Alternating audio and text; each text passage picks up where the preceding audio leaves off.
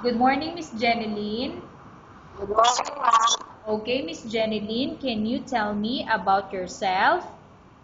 My name is Jeneline Magantulang from Santo Tomas, Cavite, Filipino, 55 years old. I'm married and I have two children, ma'am. Okay, I have few questions for you to answer, so let's start. Why do you want to work as a maid? Ma'am, I want to work as a maid because I want to help my husband to earn money for my family. Why you choose Malaysia when there is a lot of other country? Ma'am, I choose Malaysia because it is new in the Philippines and I want to experience living in Malaysia. How are you qualified for this job? Ma'am, I'm qualified in this job because I have experience as a housemaid in the Philippines for 1 year. May I know what is your education level is? Ma'am, high school graduate, ma'am. What is your recent working experience? My recent work experience is a housemaid in the Philippines for 1 year. Have you worked abroad before? No, ma'am. Do you have experience of taking care of baby? Yes, ma'am, because I have 2 children, ma'am. Okay. How about elder or older people? Do you have the experience to take care? Nothing, ma'am. Do you? Oh, you okay. So you don't have any experience, but are you willing to take care an elder or older people? Yes, ma'am, I'm willing to take care of elderly people, ma'am. Okay. Do you have any other special skills? Ma'am, my studies are cooking, washing clothes, cleaning the house, ma'am. Okay. Are you willing to learn new skills? Yes, ma'am. Are you willing to work with a family where the mother-in-law or any relatives stay together? Yes, ma'am. Currently, are you still working now? No, ma'am. Do you know how to cook? Yes, ma'am. What sort of food can you cook? Pilipino po, ma'am, like adobo, igado, and sinigang, ma'am. Are you aware that you will have to do washing, cleaning, ironing, and cooking? Yes, ma'am. From all the house chores like cooking, cleaning, ironing, and washing, which do you like most? Ma'am, cleaning the house, ma'am, and cooking. If ever you were selected to work in Malaysia, who will take care of your kids? Ma'am, my husband and my mother-in-law will take care of my children, ma'am. You are not allowed to use handphone or cell phone during working hours. Yes, ma'am. You are only allowed to use handphone or cell phone after you finish all the works and when going to bed. Yes, ma'am. You are strictly needed to surrender the handphone or cell phone to your employer in the morning, and your employer will return back to you once you're going to bed. Yes, ma'am. Miss Jeneline? Yes, ma'am. Okay, so may I know what is your answer? You are strictly needed to surrender the handphone to your employer in the morning, and your employer will return back to you once you're going to bed. Yes, ma'am. If ever your employer finds out that you're abusing your handphone or cell phone and it's affected your work performance, your employer will confiscate your handphone and you're not allowed to hold it anymore. Instead, your employer will allow you to call to your family 3 times in a month. You're only allowed to bring normal phone and you're not allowed to bring smartphone. Are you agreed for the terms and condition?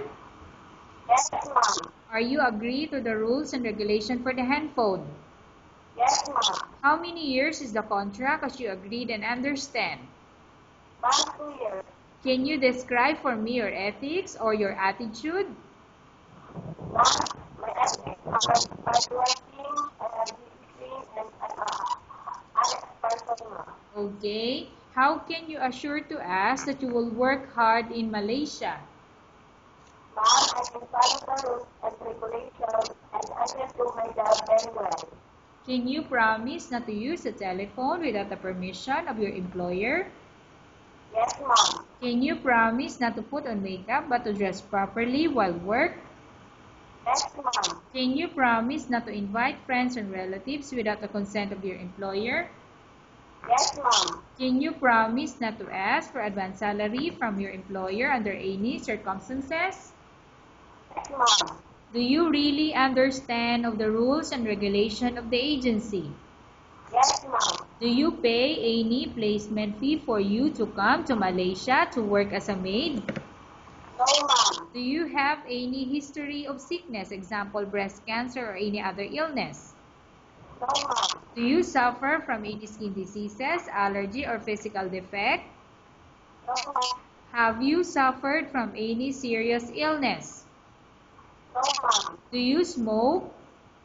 No, ma'am. Do you have any tattoo in your body? None, ma'am. Do you take any prohibited drugs before? No, ma'am. Have you undergone any operation or surgery? No, ma'am. Are you medically fit? Yes, ma'am. Are you in any medication? No, ma'am. Are you allergic with any food? No, ma'am. Are you prepared to work for the employer of any race? Yes, ma'am. Are you prepared to eat the type of food taken by your employer? Yes, ma'am. Are you afraid of being left alone in the house? No, ma'am. Are you afraid of dogs or other pets? No, ma'am. Can you promise to work according to instruction from your employer? Yes, ma'am. Do you have any relative or immediate family? Do you have any immediate family working in Malaysia? Nothing. Come again, Miss Jeneline, do you have any immediate family working in Malaysia? Nothing, ma'am. Okay, Miss Jeneline, we have finished our question section. Let's go to case study. I have a case study for you and I want you to answer me truthfully. Upon arrival in Malaysia within 6 months, if ever any of your family members pass away, what will you do? Will you continue to work till finish your contract or you will go back? Ma'am, I will continue my work until I finish my contract, ma'am. Okay, tell us about yourself and why do you want to work in Malaysia as domestic helper? Ma'am, my name is Janine Awantula from Santo Tomas, Buday, Quirino, 25 years old. I'm a married. I have 2 children and I want to work as a domestic helper in Malaysia because I want to help my husband to earn money and I want to finish the study of my children, ma'am. Okay, Miss Jeneline, what do you want to tell to your employer who watching your video? Mom, please excuse me because I am hardworking, I have discipline, I am honest, and I am a good children, good person, mom. Okay, thank you very much, Miss Jeneline. We will update your agency if there's any selection made by the employer. Yes, mom, thank you. Okay.